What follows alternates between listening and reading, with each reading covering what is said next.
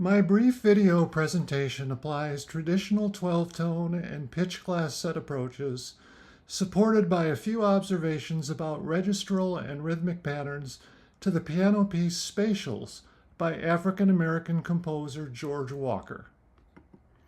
Some highlights of Walker's career can be found on the second slide, including his being the first African-American composer to receive the Pulitzer Prize for Music for the orchestral piece Lilacs in 1996.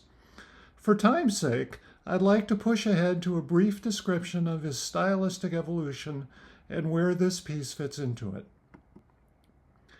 Spatials clearly marks a pivotal point in Walker's stylistic development. Prior to this work, Walker's music was tonal and became increasingly chromatic and motivically oriented. But even in the 1950s, he was interested in working with intervals, which he compared with musical atoms. Spatials, written in 1961, marks the beginning of his predilection for atonal writing. It is his only effort to use 12-tone serial technique.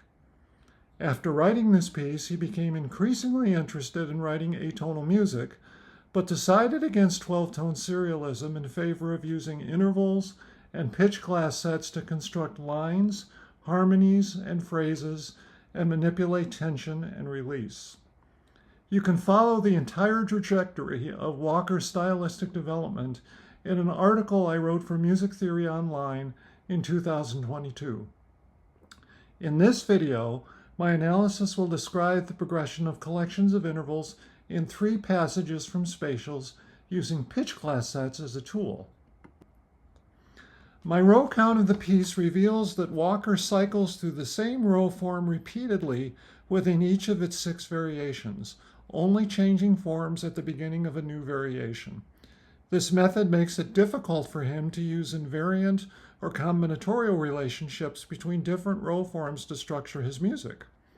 Nevertheless, Walker finds his own method to create balance between unity of intervallic content and diversity of register, rhythm, and specific pitch intervals in Spatials.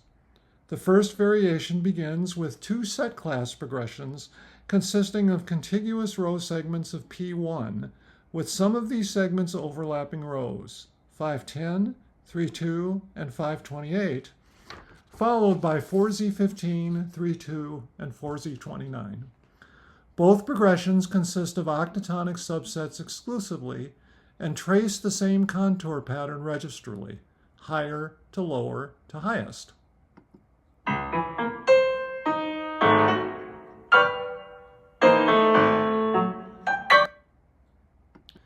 The final variation, variation 6, rounds off the piece by bringing back versions of the same progressions as contiguous segments of P8, 4Z15, 3-2, and 528 in measure 58A, and 3-2, 528, and 4Z15 in measures 61 to 63.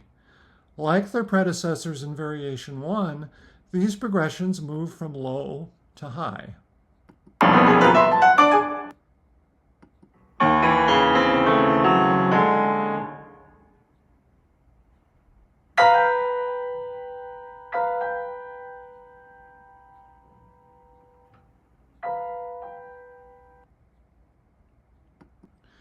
In variation 5, however, which functions like a contrasting middle section, 4Z15 recurs, together with other octatonic subsets, but they are mostly created from P8 as non-contiguous segments, secondary harmonies, according to Hyde, 1980. The sense in which variation 5's lines and chords are different from the framing variations, though still connected by their unordered pitch interval contents, is reinforced by its more limited register, which stays mostly between F-sharp 4 and D-sharp 6, and by its progressions towards 16th note motion, different from the framing variation's gradual expansions of note lengths.